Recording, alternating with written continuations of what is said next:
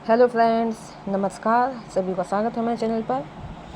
तो देखिए फ्रेंड्स, आज हम आपके लिए लेके आए हैं भारत के प्रमुख नृत्य या भारत के जो शास्त्रीय नृत्य हैं उनके बारे में हम लोग वीडियो लाए हैं। और हम लोग स्टेप बाय स्टेप छोटी छोटी वीडियो में आप लोगों को देंगे टॉपिक जो बहुत ही इंपॉर्टेंट है, अक्सर एग्जाम में देखने को मिलते हैं।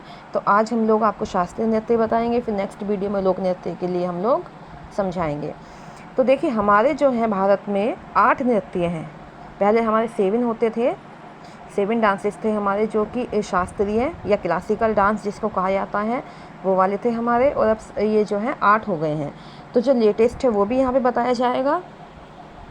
तो देखिए, नृत्य जो है कौन डिसाइड करता है कि कौन से क्लासिकल डांस होने चाहिए या कौन से फोक डांस होने चाहिए। तो उसके बारे में जो एक इसकी पूरी एक संस्था होती है, उस संस्था का नाम है संगीत नाटक अकादमी, है ना। संगीत नाटक अकादमी तय करती है कि कौन सा होना चाहिए, कौन सा नहीं होना चाहिए। और इन्हीं के निर्णय के आधार पर जो हमारा 8वां नृत्य है, सत्रिया नृत्य है, जो कि असम का है, वो हमारा चुना गया है अभी हाल ही में, रिसेंटली है। उसके बारे में यहाँ पे आप लोग देखिएगा। चलो, सबसे पहले हम लोग देखते हैं भरतनाट्यम। भरतनाट्यम जो बहुत ही प्रसिद्ध नाट्यम है, प्रसिद्ध नृत्य है भरतनाट्यम। और ये जुड़ा हुआ है कौन से राज्य से? तमिलनाडु से। और तमिलनाडु हमारा कौन सा है भारत में? दक्षिण राज्यों में से एक है तमिलनाडु, है ना। तमिलनाडु का फेमस जो नृत्य है उसका नाम है भरतनाट्यम। और भरतनाट्यम जी कैसा डांस होता है? ये होता है हमारे यहाँ एकल स्त्री नृत्य। यानी कई बार क्वेश्चन पूछा जाता है, क्या ये समूह में होता है, क्या एकल होता है? तो ये एकल होता है, वो भी स्त्री के द्वारा किया जाता है ना। महिला डेडिकेटेड डांस होते हैं ये, जो महिलाओं के द्वारा ही किए जाते हैं। तो देखिए, इसके जो कलाकार हैं, है ना, जो इम्पोर्टेंट कलाकार हुए हैं उनके नाम यहाँ पे देख लीजिए, क्योंकि एग्ज़ाम में पूछे गए हैं। ये सभी नाम वो हैं जो एग्ज़ाम में पूछे गए हैं वनडे एग्ज़ाम के लिए। देखो, रुक्मणी देवी पहली कौन है? रुक्मणी देवी है। दूसरी यामिनी कृष्णमूर्ति है। फिर सोनल मानसिंह है। और एक है मृणालिनी साराभाई। जो मृणालिनी साराभाई है वो कौन है? वो विक्रम साराभाई की पत्नी है, मृणालिनी साराभाई। देखिए, इस दृष्टि से ही बहुत इंपॉर्टेंट है। विक्रम साराभाई बहुत फेमस पर्सनैलिटी है।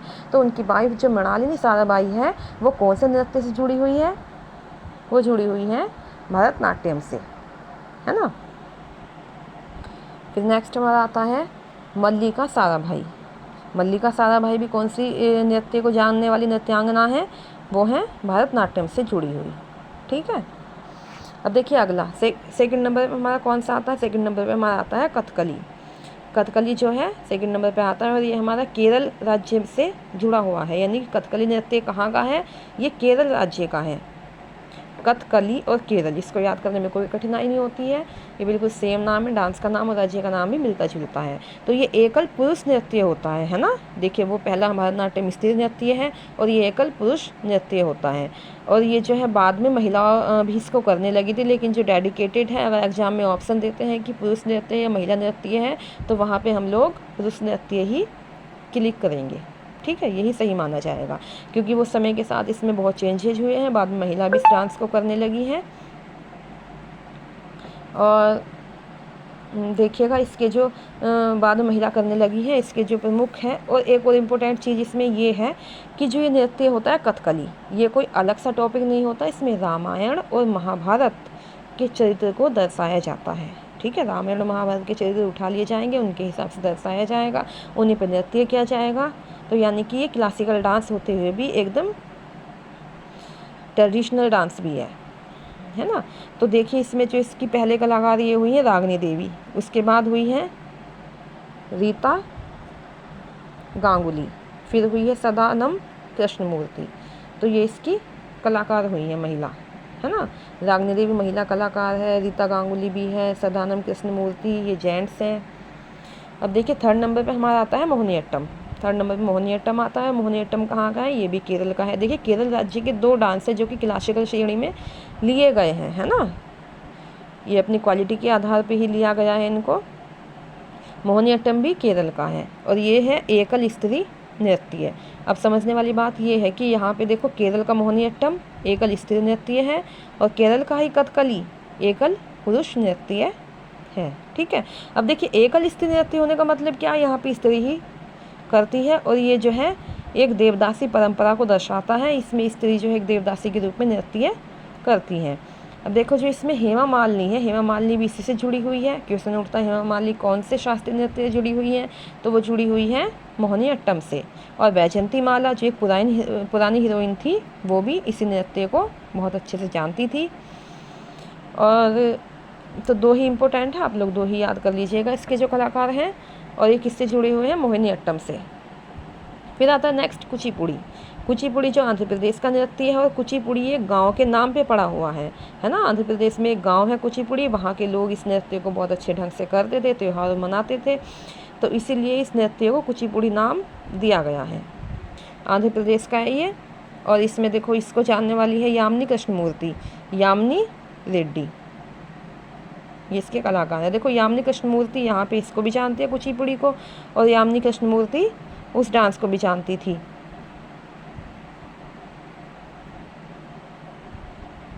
यानी कि दो डांस से जुड़ी हुई थी यामिनी कृष्णमूर्ति। लेकिन अगर इसमें आ जाए तो ये जो है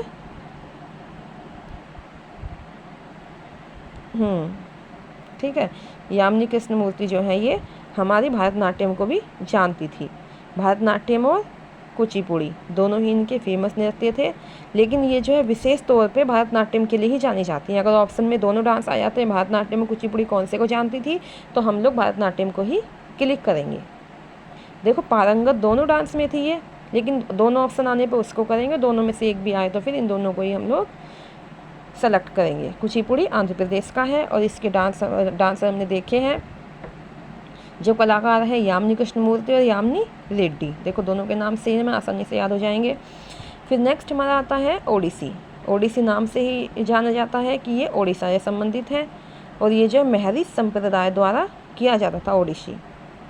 देखो शिव मंदिर में होता था, ये शिव मंदिर में होता था, और शिव मंदिर में जो है भगवान की पूजा में लीन होकर ये डांस किया जाता है, और महिला नृत्य है ये।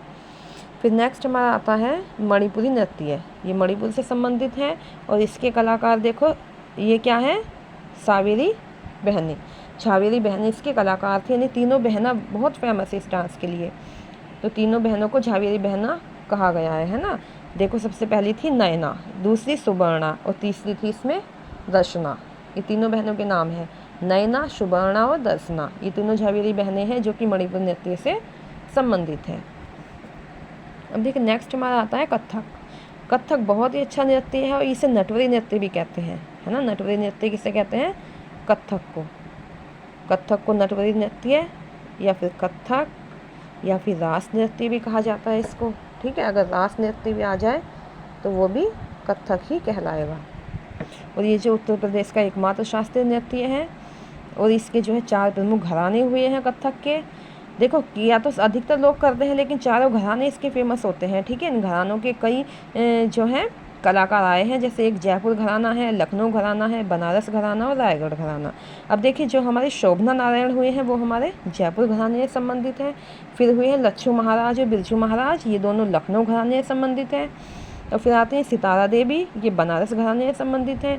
फिर आती है कार्तिक राम और पंडित रामलाल, ये दोनों रायगढ़ घराने से संबंधित है ना। क्योंकि कई बार उसमें क्या कहते हैं एग्जाम में पूछा जाता है कि कौन से घराने से ये आए हैं। देखो लच्छू बिरजू महाराज आप लोग आसानी से याद कर पाओगे, है ना। ये फेमस भी है, आपने कई बार नाम भी सुना होगा इनका, तो ये लखनऊ घराने से हैं। और कार्तिक राम या पंडित रामलाल, जिसमें राम राम जुड़ा है, ये दोनों रायगढ़ घराने से हैं। फिर आता है सितारा देवी, सितारा देवी हमारी बनारस से हैं। क्लियर।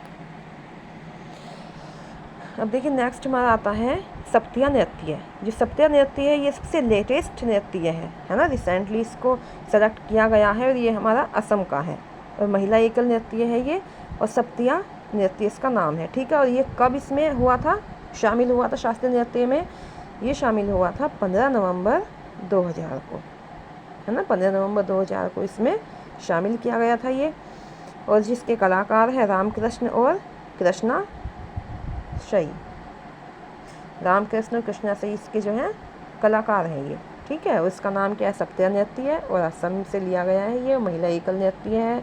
और इसको क्योंकि ये लेटेस्ट है तो इससे क्वेश्चन पूछे जाते हैं अधिकतर। 15 नवंबर 2000 को लिया गया है ना। चलिए, आई होप आपको वीडियो अच्छी लगी होगी। आज हमने शास्त्रीय नृत्य पे बनाई है और फिर नेक्स्ट वीडियो में हम लोग इसका सेकंड पार्ट डालेंगे, उसमें हम लोग लोक नृत्यों को शामिल करेंगे, है ना। एनसीईआरटी की बुक से जो लोक नृत्य उसमें इम्पोर्टेंट है वो सब हम लोग यहाँ पे लेंगे, आपको समझाने की कोशिश की जाएगी। आई होप आप सभी को वीडियो बहुत पसंद आएगी। Thank you for watching.